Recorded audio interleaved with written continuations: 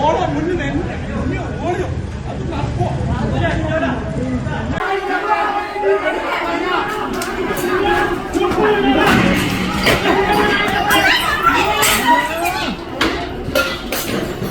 അത് നടക്കുമോ?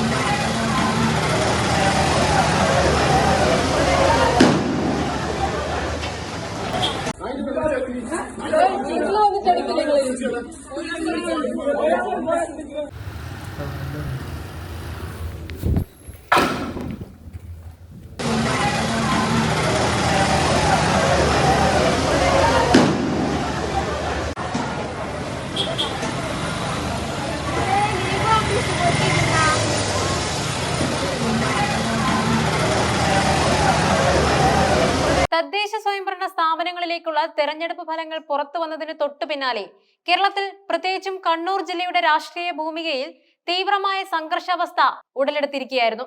തെരഞ്ഞെടുപ്പിൽ കനത്ത തിരിച്ചടി നേരിട്ട ഇടതുമുന്നണി പ്രവർത്തകരാണ് പലയിടത്തും ആക്രമണങ്ങൾക്ക് തുടക്കം കുറിച്ചത്. ജനാധിപത്യ പ്രക്രിയയുടെ സ്വാഭാവികമായ തുടർച്ചയെന്നോണം വിജയാഹ്ലാദം നടത്തിയ UDF പ്രവർത്തകരെ ലക്ഷ്യമിട്ടായിരുന്നു ഈ ആക്രമണങ്ങൾ. ഇത് സംസ്ഥാനത്തെ രാഷ്ട്രീയ എതിരാളികൾക്കിടയിലെ സംഘർഷം അപകടകരമായ നിലയിലേക്ക് എത്തിച്ചിരിക്കുന്നു. ആക്രമണങ്ങളുടെ പ്രധാന കേന്ദ്രമായി മാറിയത് കണ്ണൂരിലെ പാനൂർ മേഖലയാണ്. കുന്നോത്ത് പറമ്പ് പഞ്ചായത്തിൽ 25 വർഷത്തെ ഇടവേളയ്ക്ക് ശേഷം UDF ചരിത്ര വിജയം കരസ്ഥമാക്കിയതിന്റെ ആഹ്ലാദ പ്രകടനത്തിന് നേരെയാണ് ഏറ്റവും വലിയ ആക്രമണം അരങ്ങേറിയത്. ഈ വിജയാഹ്ലാദ പ്രകടനം പാറാട് അങ്ങാടിയിൽ നടക്കുന്നതിനിടെയാണ് അക്രമാസക്തരായ CPM പ്രവർത്തകരെന്ന് ആരോപിക്കുന്ന സംഘം പ്രകടനക്കാർക്ക് നേരെ തിരിഞ്ഞത്. വൈകുന്നേരം 5:30യോടെയാണ് പാറാട് മേഖലയിൽ സംഘർഷം പൊട്ടിപ്പുറപ്പെട്ടത്. ആക്രമണകാരികൾ കറുത്ത വസ്ത്രം ധരിച്ചും പാർട്ടിക്കൊടി കൊണ്ട് മുഖം മറച്ചും എത്തിയാണ് ഭീകരാന്തരീക്ഷം സൃഷ്ടിച്ചത്. ഇവരുടെ വരവ് കണ്ടതോടെ UDF പ്രവർത്തകർ ചിതറിയോടി.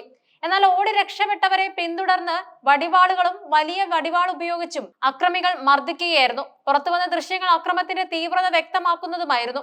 ഒരാൾ സ്ഫോടക വസ്തു എറിയുന്നതും ലീഗ് ഓഫീസ് അടിച്ചു തകർക്കുന്നതും ഇതിൽ കാണാമായിരുന്നു. സംഘർഷം തെരുവുകളിൽ ഒതുങ്ങിയില്ല. അക്രമികൾ UDF പ്രവർത്തകരെ തേടി വീടുകളിലേക്ക് അതിക്രമിച്ചും കയറി. ഒരു UDF പ്രവർത്തകന്റെ വീട്ടിലെത്തിയ സംഘം വലിയ വടിവാളുകൾ ഉയർത്തി ഭീതിജനകമായ സാഹചര്യവും സൃഷ്ടിച്ചു. വീട്ടിലെത്തിയ ഒരാൾ വടിവാൾ ഉയർത്തി വെട്ടാനോങ്ങുന്ന ദൃശ്യങ്ങൾ ഏറെ ഞെട്ടലുമുണ്ടാക്കി. തുടർന്ന് വീട്ടിലുണ്ടായിരുന്ന ഒരാൾക്ക് മർദ്ദനമേൽക്കുകയും ചെയ്തു. വീടിന്റെ മുറ്റത്ത് നിർത്തിയിട്ടിരുന്ന കാറും ബൈക്കും അക്രമി സംഘം വടിവാളുകൊണ്ട് വെട്ടിപ്പൊളിച്ച് നശിപ്പിച്ചു. സമീപത്തുള്ള വീടുകളിലെ ചെടിച്ചട്ടികൾ നശിപ്പിക്കുകയും ആളുകളെ ഭീഷണിപ്പെടുത്തുകയും ചെയ്ത ശേഷമാണ് സംഘം പിൻവാങ്ങിയത്. ആക്രമണത്തിന് ശേഷവും അക്രമി സംഘം പ്രദേശത്ത് അക്രമം തുടർന്നതായും റിപ്പോർട്ടുണ്ട്.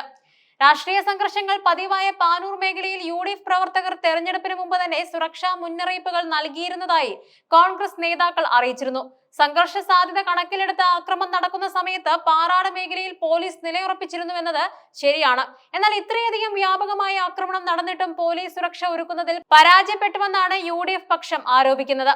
അക്രമ സംഭവങ്ങളുടെ പശ്ചാത്തലത്തിൽ പാനൂരിൽ നിലവിൽ പോലീസ് സുരക്ഷ ശക്തമാക്കിയിട്ടുണ്ട്. എന്നിരുന്നാലും ഒരു രാഷ്ട്രീയ പാർട്ടിയുടെ പരാജയത്തിന് പിന്നാലെ ആയുധമേന്തി വീടുകൾ കയറി ആക്രമണം നടത്താൻ കഴിയുന്നുവെന്നത് സംസ്ഥാനത്തെ ക്രമസമാധാന നിലയെക്കുറിച്ചുള്ള ഗൗരവമായ ചോദ്യങ്ങൾ ഉയർത്തുന്നുണ്ട്. കണ്ണൂർ ജില്ലയിൽ മറ്റ് പ്രദേശങ്ങളിലും CPM UDF ഏറ്റുമുട്ടലുകൾ റിപ്പോർട്ട് ചെയ്യപ്പെട്ടിട്ടുണ്ട്.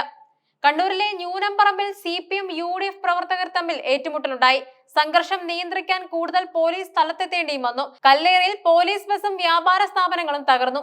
പരിക്കേറ്റവരെ തലശ്ശേരി ഇന്ദിരാഗാന്ധി സഹകരണ ആശുപത്രിയിൽ പ്രവേശിപ്പിക്കുകയും ചെയ്തു. കണ്ണൂർ മലപ്പട്ടത്തും UDF ആഹ്ലാദ പ്രകടനത്തിന് നേരെ CPM അതിക്രമം ഉണ്ടായി. വടക്കൻ കേരളത്തിൽ കാസർഗോഡും ആക്രമണങ്ങളുണ്ടായി. മംഗൽപാടിയിൽ LDF സ്വതന്ത്ര സ്ഥാനാർത്ഥി അഷ്റഫ് പച്ചിലമ്പാറയുടെ വീട്ടിൽ അതിക്രമിച്ചു കയറി ആക്രമണം നടന്നു. മുസ്ലിം ലീഗ് പ്രവർത്തകരാണ് ആക്രമണത്തിന് പിന്നിലെന്നാണ് ആരോപണം. ആക്രമണത്തിൽ സ്ഥാനാർത്ഥിയുടെ ഭാര്യയ്ക്കും മകൾക്കും പരിക്കേൽക്കുകയുണ്ടായി. ഇത് രാഷ്ട്രീയ എതിരാളികൾക്കിടയിലെ സംഘർഷം ഒരു പ്രത്യേക പാർട്ടിയിൽ മാത്രം ഒതുങ്ങുന്നതല്ലെന്ന് സൂചിപ്പിക്കുന്നുണ്ട്. അതോടൊപ്പം പ്രതിപക്ഷ നേതാവിന്റെ ശക്തമായ മുന്നറിയിപ്പ് ഇങ്ങനെയായിരുന്നു: ആക്രമിച്ചാൽ തിരിച്ചടിക്കും. സംഭവങ്ങളുടെ പശ്ചാത്തലത്തിൽ പ്രതിപക്ഷ നേതാവ് VD സതീശൻ ശക്തമായ പ്രതികരണവുമായി രംഗത്തെത്തുകയായിരുന്നു. തെരഞ്ഞെടുപ്പിൽ പരാജയപ്പെട്ടതിന്റെ പേരിൽ CPM വ്യാപകമായ അക്രമം അഴിച്ചുവിടുകയാണെന്ന് അദ്ദേഹം ആരോപിച്ചു. ആയുധവുമായി കോൺഗ്രസിനെയും UDFനെയും തോൽപ്പിക്കാമെന്ന് CPM കരുതേണ്ട. അണികളോട് ആയുധം താഴെ വയ്ക്കാൻ മുഖ്യമന്ത്രി പിണറായി വിജയൻ പറയണമെന്ന് അദ്ദേഹം ആവശ്യപ്പെട്ടു. ആഭ്യന്തര വകുപ്പിന്റെ ചുമതലയുള്ള മുഖ്യമന്ത്രിയുടെ ജില്ലയിലെ അണികളാണ് ഈ ആക്രമണങ്ങൾ നടത്തുന്നത്. കുറ്റവാളികൾക്കെതിരെ പോലീസ് കർശന നടപടി എടുത്തേ മതിയാകൂ. ഇനിയും ഞങ്ങളുടെ പ്രവർത്തകരെ ആക്രമിച്ചാൽ തിരിച്ചടിക്കും. സംസ്ഥാനത്തെ ജനങ്ങൾ ഏറ്റവും കൂടുതൽ വെറുക്കുന്ന രാഷ്ട്രീയ പ്രസ്ഥാനമായി CPM മാറിയെന്നും സതീശൻ കൂട്ടിച്ചേർക്കുകയുണ്ടായി. നേരത്തെ മുഖ്യമന്ത്രിയുടെ മണ്ഡലത്തിൽ പോലും മുഖം മൂടി ധരിച്ചെത്തിയ CPM സംഘം കോൺഗ്രസ് ബൂത്ത് പ്രസിഡന്റിനെയും UDF സ്ഥാനാർത്ഥിയെയും ആക്രമിച്ച സംഭവം അദ്ദേഹം ചൂണ്ടിക്കാട്ടുകയുണ്ടായി. ഈ അക്രമങ്ങൾക്ക് CPMന് ശക്തമായ തിരിച്ചടി ലഭിക്കുമെന്നും അദ്ദേഹം മുന്നറിയിപ്പ് നൽകുകയുണ്ടായി. തദ്ദേശ തിരഞ്ഞെടുപ്പ് ഫലങ്ങൾക്ക് പിന്നാലെ ഉണ്ടായ ഈ അക്രമ പരമ്പരകൾ കേരളത്തിലെ രാഷ്ട്രീയ സംഘർഷങ്ങളുടെ ആഴം വർദ്ധിപ്പിക്കുന്നതാണ്.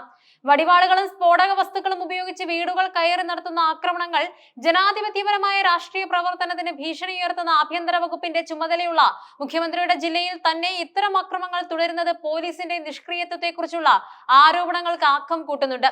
സംഘർഷാവസ്ഥ തുടരുന്ന ഈ സാഹചര്യത്തിൽ എത്രയും പെട്ടെന്ന് സമാധാനം പുനഃസ്ഥാപിച്ച് അക്രമങ്ങൾക്ക് പിന്നിൽ പ്രവർത്തിച്ചവർക്കെതിരെ ശക്തമായ നിയമ നടപടികൾ സ്വീകരിക്കേണ്ടത് അത്യാവശ്യമാണ്.